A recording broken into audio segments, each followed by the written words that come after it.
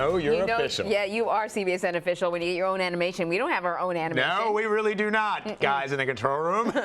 Intent. All right, so we got our Tuesday morning quarterback with JB here, and there's a lot to get to. Monday Night Football. Monday Night Football. Drew Brees. He broke a couple of records. One I did not understand at all, but I understand the first one, which is let me see, touchdown passes. Absolutely. No, but you did understand the first one because it was more just about his accuracy in a single game. I think he only There's missed a lot of numbers in that one. Yeah, you know what? And that's why even doing sports isn't really great, because it's not in the abundance of numbers.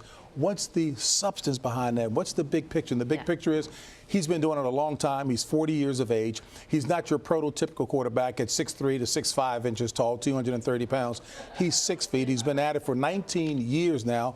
The guy is awesome. And, you know, I know it's a cliche, but those other stats aside, you can't measure the heart and the constant of hard work. That young man has worked hard, and that's why he's kind of in a zone right now doing what he's on. He's one of the all-time greats. Really cool. And also because, JB, you were telling us earlier that he's not your prototypical quarterback. His size, you know, he's sort of been a scrapper his whole career. Absolutely. And given the fact that when he was playing with the LA Chargers, he actually sustained a shoulder injury that many people thought his career was over.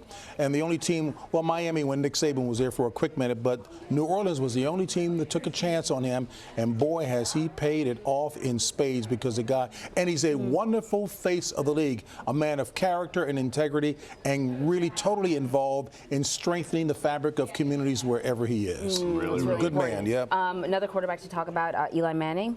Yeah. Is this I'd like to know what you guys think about, because you guys know sports so well. I heard you guys talking something about Phil Simms. What are your thoughts about Eli Manning? How will he be remembered by you guys? Look, you just mentioned it could be the last hurrah. It's all about heart.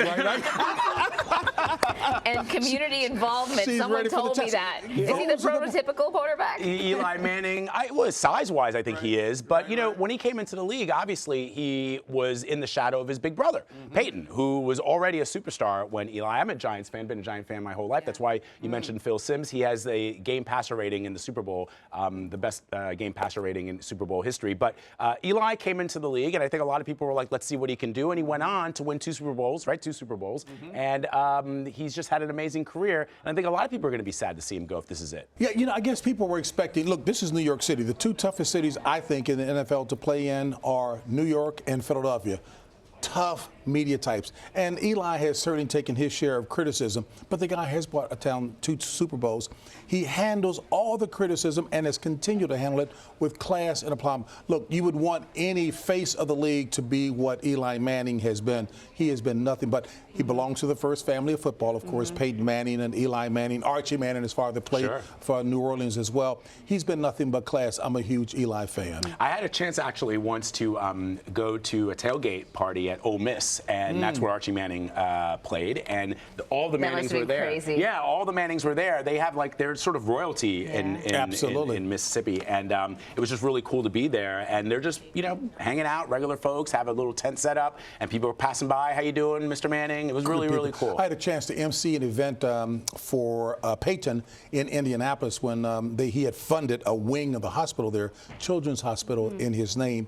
And, you know, the town just embraces the Peyton Manning, the Manning family, because of what they do outside of football. On the field, they're excellent, and you can never forget 2 Super Bowls that will always be to his credit, but they are class personified. Yeah, very cool. We want to ask you about a story that actually made the news. 12 former NFL players accused of defrauding the health care benefit program for NFL players and their families. What's your take on that? I mean, what did you think when you heard that? You know what, sadly, sports is nothing more than a microcosm of society at large. You're going to have those folks who are engaged in aberrant behavior, looking to take advantage of a loophole. And as my producer, Alvin Patrick, and I were discussing, one of the sad things about this, Anne-Marie and Vlad, is that the NFL Players Association and the league fought long and hard to come up with a better health plan football is a tough sport. You can't even say brutal. So for the players to get health care coverage was huge. I mean, look, the league, $17 billion. You can't tell me they can't work out a nice health care plan. So for guys to fraudulently bill the medical company for medical equipment that they did not get at all to cash in the checks doesn't put a good face on things. But again, that's the behavior of the aberrant few. It's under investigation. The biggest name involved in that is Clinton Portis, the former running back with Washington. So we'll see what happens. Yeah, and so far the league hasn't really commented, neither has the Players Association. Not much that they really can say right now, just hoping that this isn't as bad as it appears. Yeah. All right, so let's end with something wonderful. The wonderful world of high school sports. This was such a great feel-good story. Really good feel-good story. That you guys know all too well. We do, having covered not just Sandy Hook, but mass shootings that have happened at schools all across this country since then and before then. Tell us what happened in Connecticut. And you know what?